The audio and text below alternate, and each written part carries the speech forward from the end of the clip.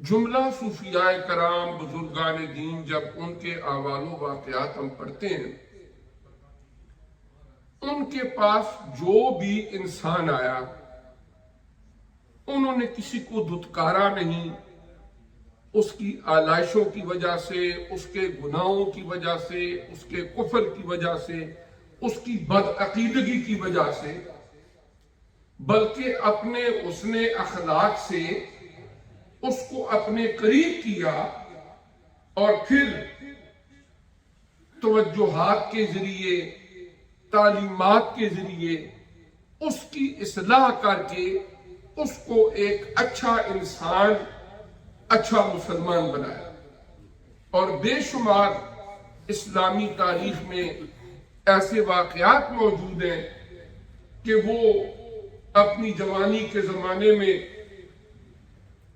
گمراہیوں میں مبتلا لوگ جب کسی اللہ کے نیک بندے کی بارگاہ میں پہنچے، ان کے دل کے اندر ایک ایسی تبدیلی آئی، اللہ کا ایسا قرب نصیب ہوا کہ اللہ کریم نے انہیں ولایت کے اعلیٰ درجے عطا فرما دیے۔ یعنی صوفیاء کرام کا جو طریقہ تربیت ہے، تصوف پر بے شمار کتابیں لکھی گئیں۔ حضرت داتا علی اجویری رحمت اللہ علیہ نے کشف المعجوب شریف لکھی، حضرت شہاب الدین سہروردی رحمت اللہ علیہ نے عوارف المعارف لکھی، حضور غوث اعظم الشیخ عبد القادر جیلانی حسنی والحسینی رحمت اللہ علیہ کی بنیت الطالبین اور دیگر بہت ساری تصوف پر آپ کی کتابیں اب بھی موجود ہیں۔ حضرت مجدد الافسانی رحمت اللہ علیہ کی مکتوبات کہ اپنی زندگی میں جو لیٹرز لکھتے رہے، جب آپ کو پسے دیوارے زندہ رہنا پڑا یعنی جیل میں رہنا پڑا، تو وہاں سے بھی آپ نے خطوط لکھے اور اپنے مختلف معتقد اور جو ارادت رکھنے والے لوگ تھے ان کی اصلاح کے لیے آپ خطوط لکھتے تھے، اور ان مکاتیب کا، ان خطوط کا، ان سارے لیٹرز کا جو مجموعہ ہے وہ حضرت مجدد الافسانی رحمت اللہ علیہ کے مکتوبات شریف ہے۔ تو جتنی بھی بے شمار تصوف پر کتابیں لکھی گئیں،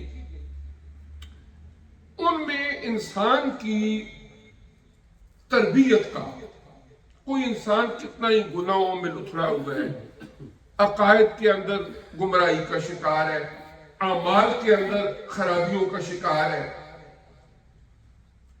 جس بات سے اور جس طریقے سے اس کی تربیت کا نقطہ آغاز شروع ہوتا ہے وہ ہے توبہ۔ یعنی جس طرح ایک میلا کچیلا کپڑا ہے، اب آپ چاہتے ہیں کہ اس کپڑے کے ساتھ میں نماز پڑھوں یا اس کپڑے کے نیچے بچھا کے اس اوپر نماز پڑھوں، اب اس کا طریقہ کیا ہے؟ اس میلے کچیلے کپڑے کو پہلے دھوئیں، نچوڑیں، جو اس کے اندر غلاظت گندگی لگی ہے جب وہ پاک صاف ہو جائے گا، اب اس کے اوپر آپ نماز بھی پڑھ سکتے ہیں، اس کو پہن کے بھی نماز پڑھ سکتے ہیں۔ اور توبہ بنیادی طور پر اللہ تعالیٰ کا ایک بہت بڑا انعام ہے انسانوں کے اوپر۔ اللہ کے انگنت ہمارے اوپر احسانات ہیں، ہمارے لیے وہ رزق کا اہتمام کرتا ہے، ہمارے لیے اگر ایک آکسیجن ہی نہ ہو تو ہم چند لمحے بھی زندہ نہ رہ سکیں، وہ ہمیں فری میں پرووائڈ کرتا ہے۔ پھر اس کے علاوہ بے شمار دنیا کے اندر رشتے، تعلق، اللہ کی انگنت لا تعداد و بے شمار نعمتیں، ان میں سے اللہ تعالیٰ کی ایک بڑی نعمت یہ ہے کہ وہ ہماری توبہ کو قبول کرنے والا ہے۔ وہ بادشاہوں کا بادشاہ ہے، علی کل شیء قدیر ہے۔ اگر وہ بندے کے گناہ کو نہ معاف کرے تو بندے کے پاس طاقت کیا ہے، زور کیا ہے کہ وہ زبردستی اپنے گناہ کو معاف کروا لے؟ لیکن وہ اللہ تبارک و تعالی اتنا کریم ہے کہ جب کوئی بندہ اشکبار آنکھوں کے ساتھ اور ندامت والے دل کے ساتھ جھک جاتا ہے اس کی بارگاہ میں، تو اس کی بارگاہ سے دھتکارا نہیں جاتا، بلکہ دوڑ کے اللہ کی رحمت استقبال کر کے اس کو اپنی لپیٹ میں لے لیتی ہے۔ تو صوفیاء کرام کی ہم جب بات کر رہے ہیں، ان کے طریقہ تربیت کا ذکر کر رہے ہیں، تو سب سے پہلے جو بھی بندہ ان کے پاس آیا، انہوں نے اس کی تربیت کا آغاز توبہ سے کیا کہ سب سے پہلے بندہ اپنے گناہوں سے توبہ کر، معافی مانگ لے اللہ سے، ذکر اذکار، لطائف، مراقبات، دیگر مناظر، یہ ساری بات کی بات ہے۔ ان کا مرجع، ان کا مرکز وہ انسان کا دل ہے، اور دل ایک سمجھ لیں کہ پیالے کی طرح ہے۔ اگر آپ دودھ پینا چاہتے ہیں، دودھ کو کہا جاتا ہے یہ بھی اللہ کا نور ہے، تو پہلے اس پیالے کے اندر اگر گندگی لگی ہے تو کیا اسی میں ڈال کے آپ پی لیں گے؟ وہ دودھ اس میں ڈالنے سے پہلے ضروری ہے کہ اس پیالے کو صاف کیا جائے، اور جب تک وہ صاف نہیں ہوگا اس وقت تک ہماری غیرت گوارا نہیں کرتی، ہمارا مزاج گوارا نہیں کرتا کہ اسی گندے پیالے میں دودھ ڈال کے پی لے۔ تو اللہ کی رحمت تو اس سے کئی گنا زیادہ پاکیزہ ہے، طاہر ہے۔ وہ کیسے اللہ کا نور اس دل میں آئے گا؟ وہ حضرت امام شافعی رحمت اللہ علیہ بہت بڑے امام گزرے، ان کے ایک استاد تھے، بزرگ تھے، ان کے پاس وہ پڑھتے تھے، ان کا نام تھا حضرت وکیع رحمت اللہ تعالی علیہ، وکیع۔ ایک دن حضرت امام شافعی رحمت اللہ علیہ فرماتے ہیں اپنے کلام میں، آپ کے بہت ساری نظمیں بھی ہیں، آپ شاعر بھی تھے، عربی کے اندر شاعری بھی فرماتے تھے۔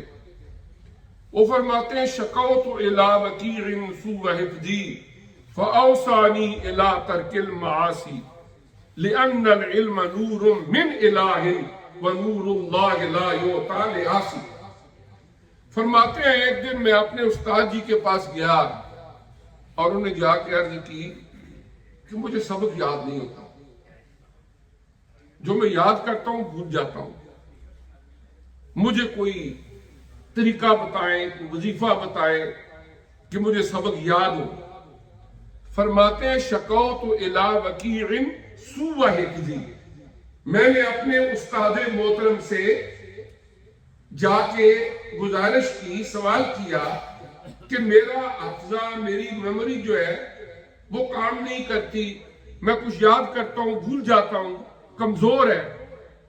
فَأَوْصَانِي إِلَىٰ تَرْكِ الْمَعَاصِي، تو انہوں نے آگے سے مجھے جواب دیا، نصیحت کی، گناہ کرنا چھوڑ دو۔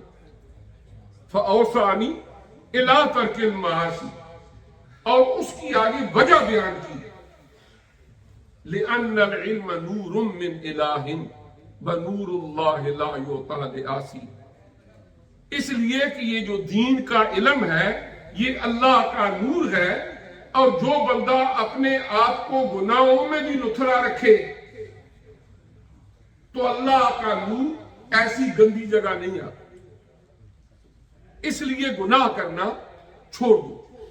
تو اس طرح یہ ہے کہ وہ حضرت مولانا روم رحمت اللہ علیہ مثنوی شریف انہوں نے لکھی، ترکی میں ان کا مزاج شریف ہے، تو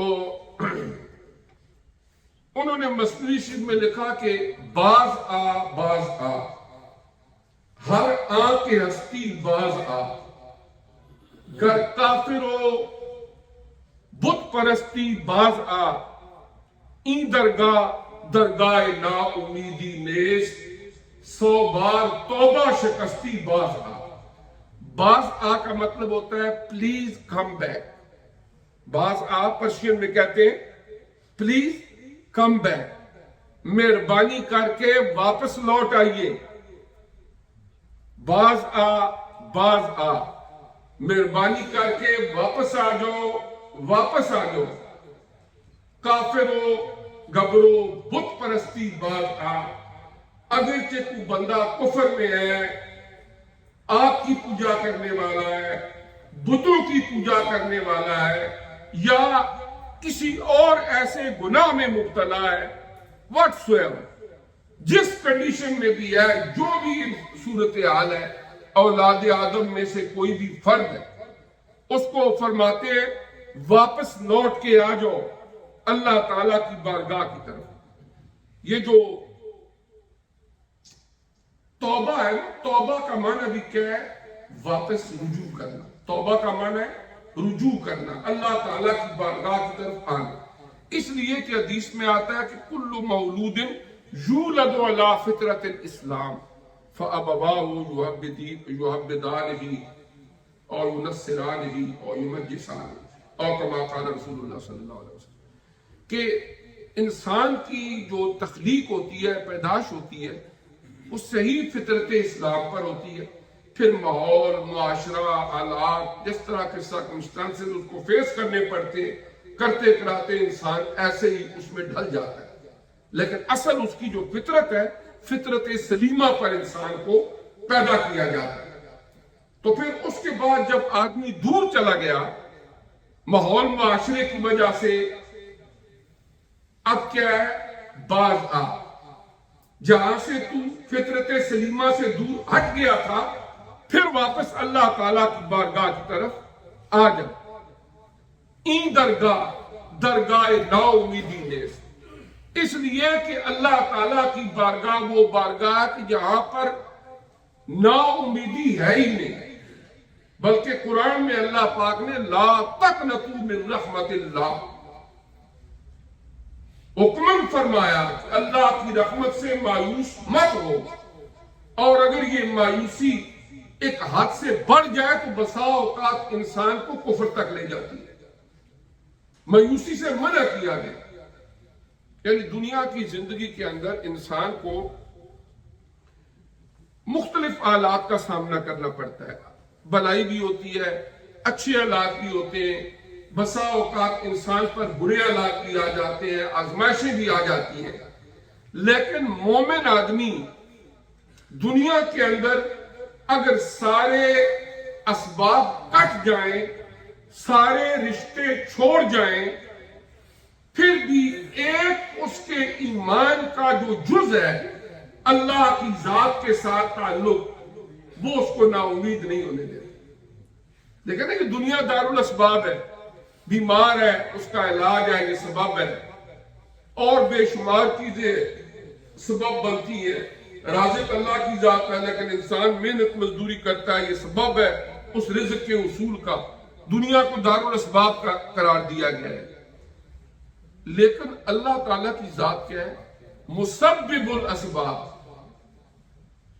اسباب نہ بھی ہو تو اللہ کریم اسباب کو کریٹ کر سکتے ہیں. آپ دیکھیں نا انسان کیسے پیدا ہوتے ہیں.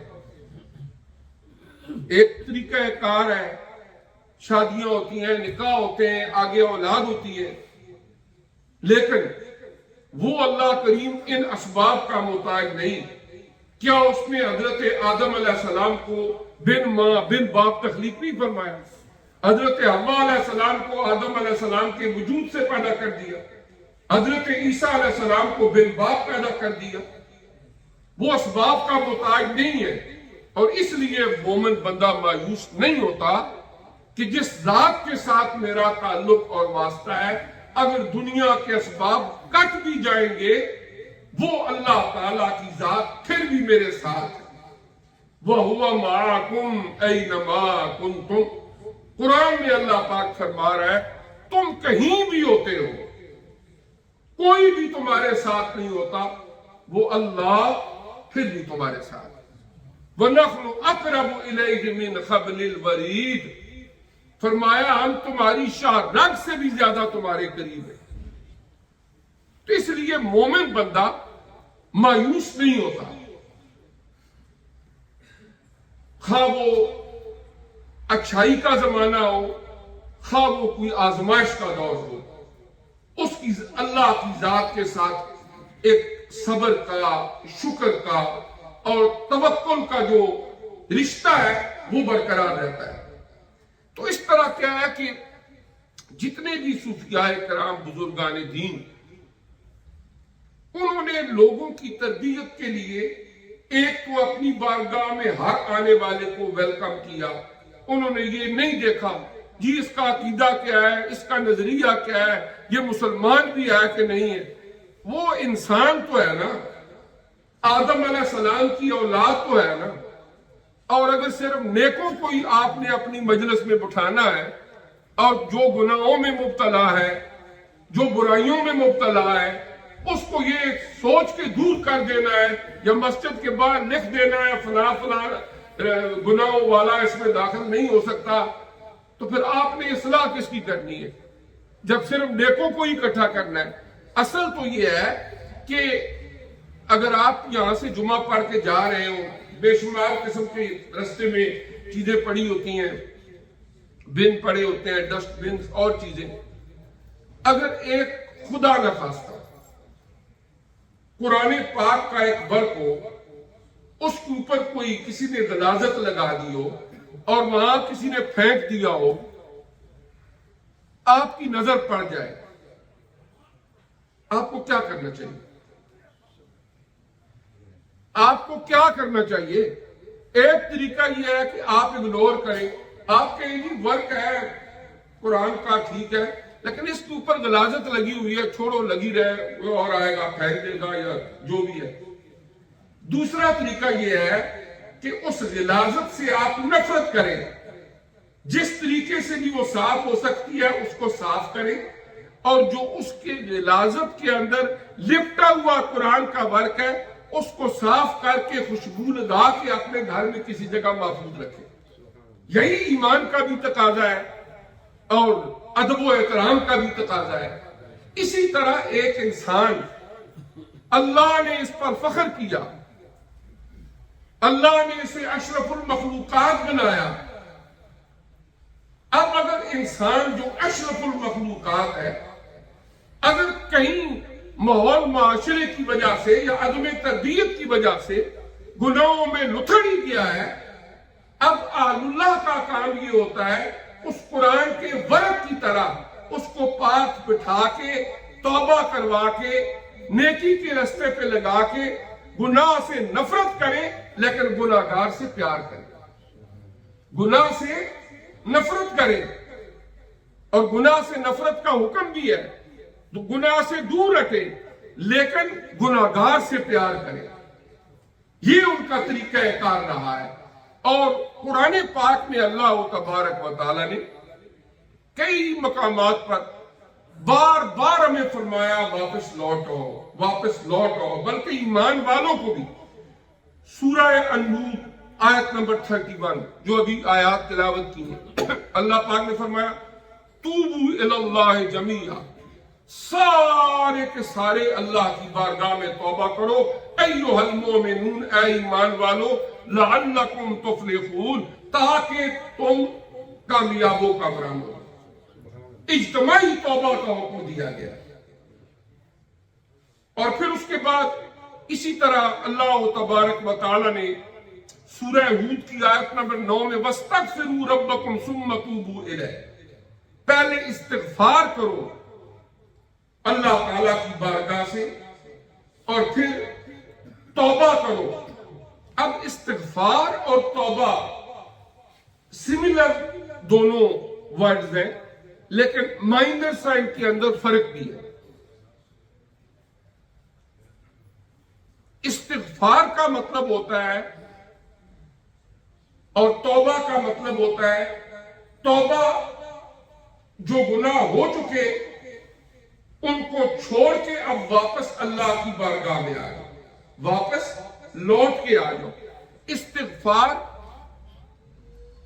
عربک لغت میں مغفر، ہمارے دیہاتوں میں ہوتے تھے نا گھڑے، اس کے اوپر جو ہوتے تھے پتہ ہمارے کو میں کہتے تھے چھونی، پتہ نہیں، اور ایک ڈھکن، اس کو کہتا ہے مغفر، کہ گھڑے کے اندر پانی ہے، آپ نے اوپر اس کے اوپر ایک کور دے دیا کہ آپ یہ دیکھ لیں جو ہمارے گھروں کے اندر برتن ہوتے ہیں، دیگچے ہوتے ہیں، ان کے اوپر کور بنا ہوتا ہے ان کو ڈھانپنے کے لیے، کور کے لیے، اس کو عربک میں کہتے ہیں مغفر، وہ چیز جس سے کسی کو ڈھانپا جائے۔ استغفار کا مطلب یہ ہوتا ہے کہ اے اللہ پاک ماضی میں نے گناہ تو کیے ہیں، اعتراف جرم ہے، اعتراف جرم کے بعد اب اللہ کی بارگاہ میں یہ التجا کہ اے اللہ پاک ان کو ڈھانپ دے، ان کی اوپر پردہ پوشی فرما دے، یعنی میرے گناہوں کو معاف فرما دے۔ اور توبہ کا مطلب ہوتا ہے انسان واپس لوٹ کے آ جائے، جس جگہ وہ ہے، جس قسم کے گناہوں میں ملوث ہے ان کو ترک کر دے اور اللہ تعالیٰ کی بارگاہ میں واپس لوٹ کے اس رستے کو اختیار کرے جو اللہ کی خوشنودی کا سبب۔ اور پھر اللہ تبارک و تعالیٰ نے سورہ التحریم کی آیت نمبر 7 میں، آیت نمبر 8 میں یہ ارشاد فرمایا کہ یا ایھا الذین توبوا الی اللہ توبۃ نصوحا، کہ اے اللہ پاک ایمان والوں کو فرمایا گیا اے ایمان والوں اللہ کی بارگاہ میں التجا کرو کہ اے اللہ پاک میرے گناہوں کو معاف کر دے، توبۃ النصوحا کی توفیق عطا کر۔ توبوا الی اللہ، توبہ کرو اللہ کی طرف، توبۃ النصوحا، توبۃ النصوحا۔